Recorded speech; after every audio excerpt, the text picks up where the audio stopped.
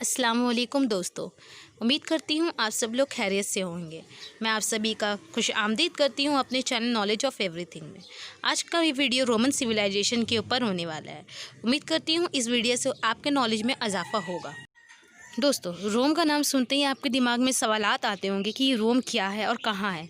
दरअसल आज के मौजूदा इटली के कैपिटल का नाम रोम है। इटली यूरोप की एक कंट्री है जो बहुत हसीन और जमील है। ये एक पेनिनसुला है। पेनिनसुला ऐसे ज़मीन को कहते हैं जो 3 अतराफ से समुद्र से घिरी होती है। रोम की तामीर के पीछे एक दास्तान है। कुछ हिस्टोरियन इस दास्तान को सच समझते हैं तो कुछ हिस्टोरियन इस दास्तान को एक फ़िक्शन मानते हैं। कहा जाता है कि रोम में अल्बा नामी एक जगह था जहाँ पर एक बादशाह की हुकूमत थी। इसका एक भाई भी था जिसका नाम एमिलस था। एमिलस अपने भाई से बहुत जलता था और इसकी हुकूमत को अपने इख्तियार में लेना चाहता था। इस बादशाह की एक बेटी भी थी जिसने 2 जुड़वां बच्चों को जन्म दिया था। एक का नाम रोम्यूलस रखा गया, दूसरे का नाम रेमुस रखा गया था। बादशाह के भाई एम्यूलस ने तख्त हासिल करने के लिए अपने भाई के खिलाफ एक साजिश तैयार की। इस साजिश के तहत इसने बादशाह को कैद कर लिया और इसकी बेटी का मर्डर कर दिया और इसके दोनों नाती को टाइबस रिवर में फेंक दिया।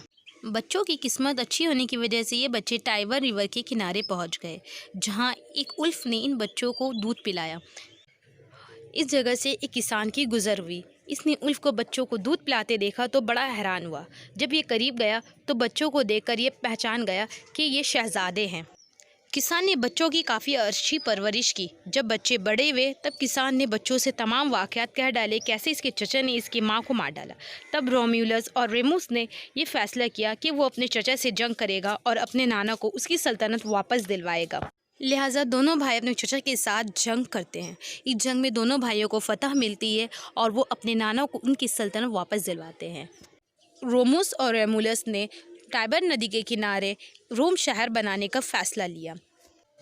रोम शहर बनकर मुकम्मल हो गया, मगर इस मुल्क में किसकी हुकूमत होगी ये बड़ा मसला था, क्योंकि किसी एक मुल्क का सिर्फ एक ही बादशाह होता है। दोनों भाई कुछ फ़ैसला ना ले सके। इन्होंने तमाम फ़ैसला गॉड पे छोड़ दिया। गॉड ने रोम्यूलस को बादशाह चुना। रेमुस खुदा के लिए गए फ़ैसले पर खुश ना था। वो तक हासिल करना चाहता था। लिहाजा ये अपने भाई से जलने लगा और अपने भाई के खिलाफ पब्लिक में अफवाह फैलानी शुरू कर दी। दूसरी तरफ रेमुलस अपने भाई के इस कारनामे से काफ़ी परेशान था। उसे समझ ना आया वो क्या करे। लिहाजा रोम्यूलस ने मजबूरन अपने भाई का मर्डर करने का फ़ैसला लिया और उसने रेमुस को मार दिया। ये एक दास्तान थी जिसको लेकर आज भी हिस्टोरियन में कंट्रोवर्सी रहती है। रोम एक छोटा सा गांव था जिसकी अपनी एक कल्चर थी। दूसरी तरफ पूरे इटाली पर ग्रीक कल्चर छाया हुआ था। ग्रीक वाले चाहते थे कि रोम भी ग्रीक कल्चर को फॉलो करे। इटली का एक ट्राइब इरिट्रुस्कैन रोम में ग्रीक कल्चर को फैलाने के लिए आता है। ये रोम पहुंचकर न सिर्फ यहाँ ग्रीक कल्चर को फैलाते हैं बल्कि यहाँ की गवर्नमेंट में मुदाखलत करना शुरू कर देते हैं और 510 बीसी तक पूरे के पूरे रोम पर हुकूमत करते हैं। जब 510 बीसी में इनका आखिरी बादशाह तख्त पर बैठता है तो जुल्म और बर्बरियत की हद पार कर देता है। लिहाजा आवाम परेशान हो जाती है और बादशाह के ख़िलाफ़ रिवॉल्ट कर देती है।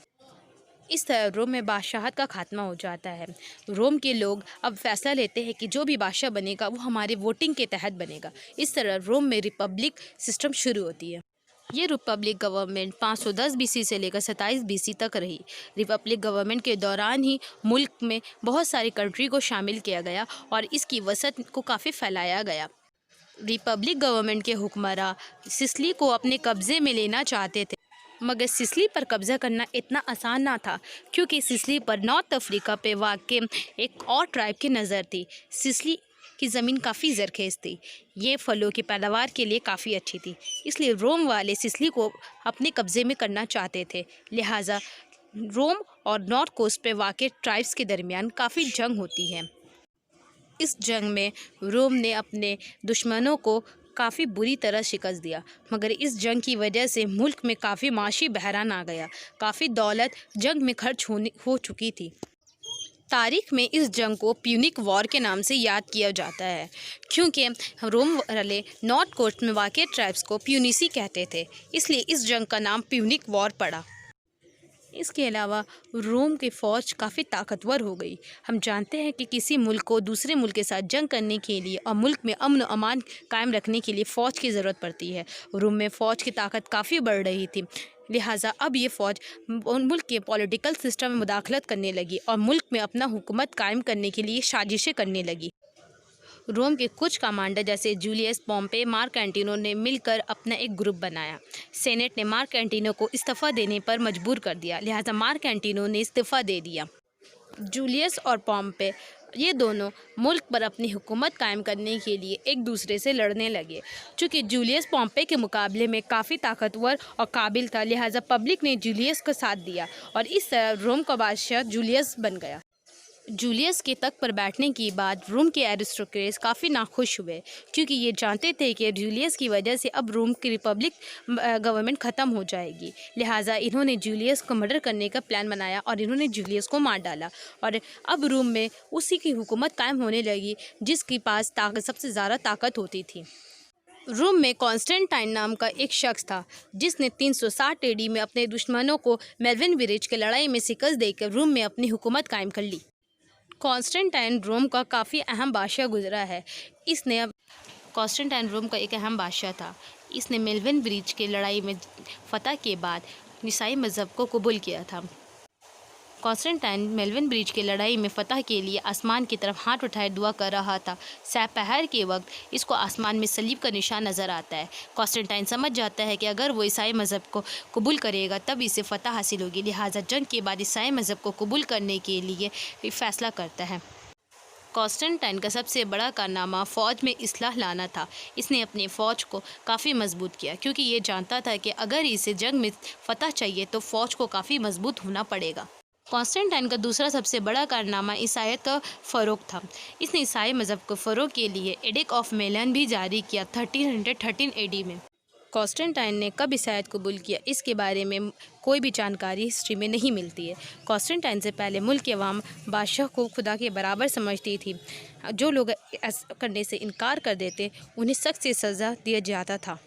4th सेंचुरी BC में पूरा रोम काफ़ी फैल चुका था, लिहाजा रोम में बआसानी हुकूमत करने के लिए कॉन्स्टेंटाइन ने रोम को 2 हिस्सों में बांटा, western Roman empire and eastern Roman empire. Western Roman empire की राजधानी रोम थी, जबकि ईस्टर्न की राजधानी कुस्तुनतुनिया थी। ईस्टर्न रोम वाले और वेस्टर्न रोम वाले के रिलीजन में भी काफ़ी फ़र्क था। ईस्टर्न रोम वाले ग्रीक ऑर्थोडॉक्स चर्च को फॉलो करने वाले थे, जबकि वेस्टर्न रोम वाले एशिया के साथ ट्रेड रिलेशन करते थे। ईस्टर्न रोम वाले की वजह से ही रशिया पूरा क्रिश्चियन हुआ था। कॉन्स्टेंटाइन ने रोम को 2 हिस्सों में बर्बरों के हमले की वजह से भी बांटा था। बर्बर बार पर मुल्क पर हमला करते, जिस वजह से मुल्क का निज़ाम बिगड़ जाता। ईस्टर्न रोमन एम्पायर काफ़ी सेफ था और यहाँ से पूरे मुल्क पर बआसानी नज़र रखी जा सकती थी। 13th सेंचुरी BC में रोम की बाउंड्री पर बहुत सारे ट्राइब्स आबाद थे। इनको बर्बर कहा जाता है। इन ट्राइब्स में जर्मन ट्राइब्स सबसे ज़्यादा थे।